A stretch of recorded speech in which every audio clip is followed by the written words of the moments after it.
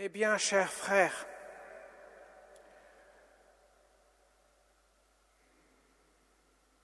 je te salue comblé de grâce.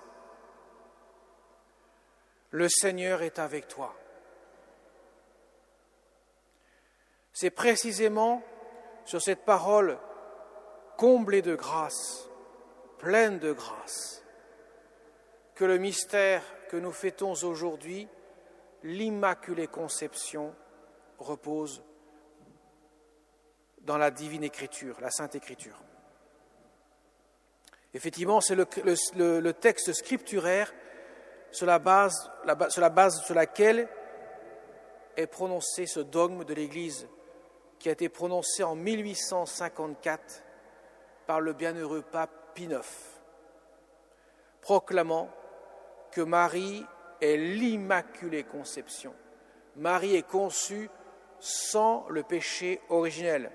Immaculée veut dire sans tache et conception conçue. Elle est conçue sans la tache originelle, sans le péché originel. C'est la seule personne humaine qui a été conçue sans le péché originel en dehors de Adam et Ève, qui eux ont commis le péché qui est devenu le péché originel. Tous ceux qui sont nés après Adam et Ève sont tous touchés par le péché originel, à l'exception de la Vierge Marie, et bien sûr à l'exception de la personne divine du Fils de Dieu, évidemment. Donc Marie est la seule personne humaine qui est sans tache. Et c'est la seule personne humaine, donc du coup, qui n'a jamais été touchée par le péché personnel, ce que Adam et Ève, eux, ont fait. Marie est donc l'Immaculée Conception. Alors comment cela peut-il se faire, puisque cette grâce dont Marie est comblée vient de la croix du Christ? Marie est bien sûr conçue bien avant même que la croix ait été réalisée, puisque son fils, qui a 30 ans, 33 ans, mort sur la croix, viendra bien sûr bien après. 33 ans plus 16 environ, Marie aurait eu 16 ans grosso modo lors de la naissance de Jésus, donc nous arrivons presque à 50 ans, 49 ans. Donc ça veut dire que la grâce a été donnée par anticipation même du mystère qui fut réalisé 50 ans environ plus tard.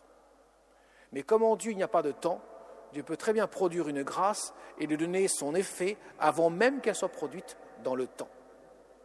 C'est ce qui s'est passé pour le mystère de l'Immaculée Conception. Ce qui veut dire, mes chers amis, que Marie, comme chacun d'entre nous, est sauvée par le Christ. Marie n'est pas en dehors du salut, Marie est vraiment sauvée par Dieu, bien qu'elle n'ait pas eu le moindre péché qui l'a atteint, mais par contre la grâce qui l'a préservée du péché originel, elle vient bien de la croix du Seigneur. Donc il n'y a aucune exception, tous, sans exception, y compris la Vierge Marie, sont sauvés par le Christ sur la croix.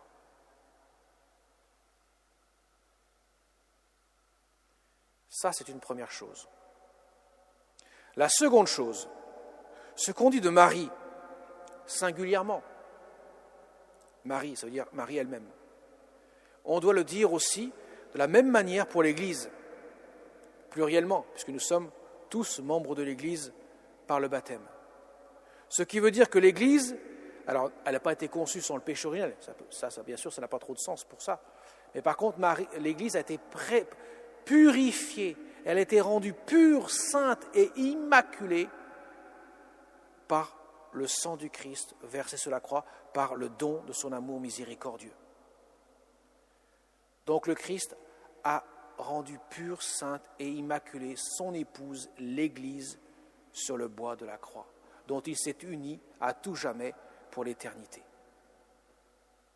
Ce qui fait que Marie, bien qu'elle soit fille de l'Église, est en même temps mère de l'Église, puisqu'elle est celle par qui tout fut possible, par son oui que nous avons entendu dans l'Évangile, et bien sûr elle est fille de l'Église en tant qu'elle est celle aussi qui est sauvée par son Fils bien-aimé. Vous voyez mes chers amis, le mystère que nous célébrons nous montre que le Christ a donné une grande grâce à sa mère. Mais par contre, cela n'enlève absolument pas le mérite de la Vierge Marie d'avoir été celle qui a dit oui le jour de l'Annonciation. Trop souvent nous avons, et nous méprenons par rapport à ça, nous pensons, mais Marie c'était facile, elle n'avait pas de péché originel en elle. Donc forcément c'était plus facile de ne pas pécher pour elle. Non. Marie a vécu sur cette terre comme chacun d'entre nous, libre comme chacun d'entre nous. Et je rappelle que lorsque nous avons été baptisés, nous avons été lavés du péché originel. Ça veut dire que nous avons reçu une grâce qui compense et dépasse de très loin ce que le péché originel a fait comme dégâts dans notre âme, puisque nous héritons forcément de cette blessure du péché originel. Ce qui veut dire que Dieu donne la grâce nécessaire et suffisante pour chacun d'entre nous, afin que tous, nous puissions ne jamais pécher. Or, nous le savons tous, nous sommes tous pécheurs. Saint Jean le dira, celui qui prétend être sans péché est un menteur. Au moins, mes chers amis, si vous ne savez pas quoi confesser, quand vous allez vous confesser au prêtre, vous pouvez dire « je suis pécheur », puisque c'est au moins le péché minimum que Saint Jean nous dit dans la Sainte Écriture. Trêve de plaisanterie, j'en reviens à ce mystère même, ce qui veut dire concrètement, mes chers amis, que nous sommes tous, avec la grâce, en capacité d'accueillir la grâce de Dieu. La grâce nous est donnée pour accueillir la grâce de Dieu, pour que nous puissions vivre dans la grâce du Seigneur. Alors Marie, elle, son cœur était résolument tourné vers Dieu. Toute sa vie, elle a cherché Dieu. Toute sa vie, elle a cherché la volonté de Dieu. Toute sa vie, elle a voulu être conforme pleinement à la volonté divine. Et donc, quand l'ange vient la voir, Marie ne peut que dire oui dans son cœur, car elle y voit la volonté de Dieu. Mais la délicatesse de Dieu est telle que Dieu ne peut pas violenter la créature humaine. Dieu ne peut pas s'imposer à la créature humaine. Dieu demande à la Vierge Marie d'être la mère, comme Dieu demande à chacun d'entre nous, est-ce que nous acceptons que la grâce puisse venir en nous? Voilà pourquoi nous sommes libres quand nous accueillons la grâce de Dieu. Mais aussi, nous devenons esclaves du péché lorsque nous la refusons. C'est notre oui, éclairé par la grâce, qui permet ainsi d'accueillir librement le mystère, comme la Vierge Marie l'a fait tout au long de sa vie.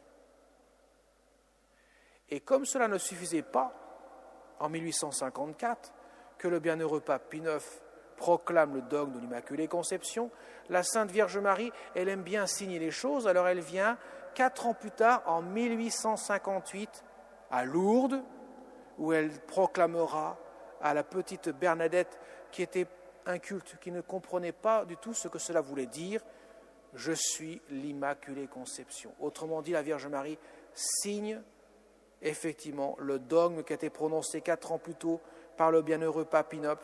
Eh bien, moi je le signe par cette annonce que je fais à la petite Bernadette, par cette apparition que je lui fais en donnant mon nom, en révélant mon nom. Je suis l'Immaculée Conception. Vous voyez, mes chers amis, le oui de Marie nous donne une vision profonde de notre mystère à nous. Parce que si Dieu demande à la Vierge Marie de pouvoir s'incarner en elle pour pouvoir venir sauver le monde, c'est qu'il prend à cœur de demander à chacun d'entre nous, est-ce que nous accueillons le salut? Le oui de Marie nous éclaire sur notre oui à nous. Dieu aurait pu sauver le monde sans lui demander son avis. Il aurait pu s'imposer à l'homme. Mais à ce moment-là, ce n'aurait plus été un mystère de miséricorde. Car l'amour demande une réponse libre de chacun d'entre nous. Voilà pourquoi, mes chers amis, quand nous fêtons une fête de la Vierge Marie, Et voilà pourquoi c'est si important de les fêter. Eh bien, en quelque sorte, nous découvrons notre vocation pour chacun d'entre nous. Car ce qui s'est passé par le oui de Marie se passe aussi également par notre oui à tous. Puisque le oui singulier de Marie, c'est le oui pluriel de l'Église. Et le oui pluriel de l'Église, eh bien, c'est la grâce reçue par Dieu sur le bois de la croix, qui nous est transmise par son épouse l'Église, que nous recevons nous-mêmes dans les sacrements, en tant que chrétiens, en tant que fils et filles adoptifs du Père. Alors demandons à notre Mère du ciel, elle qui nous enjoint à toujours chercher la volonté de Dieu, demandons-lui de nous aider à grandir toujours dans l'amour de Dieu, à nous préparer à cette grande fête de Noël, à faire de notre cœur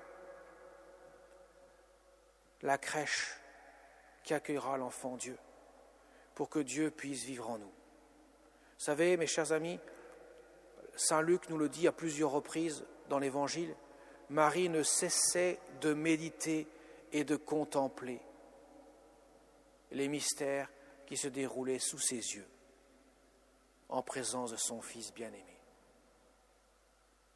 Eh bien, elle nous invite aussi, dans la récitation du chapelet, dans la contemplation des mystères du rosaire, car elle viendra en 1917, demandons aux petits-enfants de Fatima de réciter le chapelet tous les jours, mais aussi, en quelque sorte, en se présentant comme Notre-Dame du Rosaire, le vocable sous lequel elle apparaîtra à ses 3 enfants en 1917, le 13 octobre, où elle révélera son nom.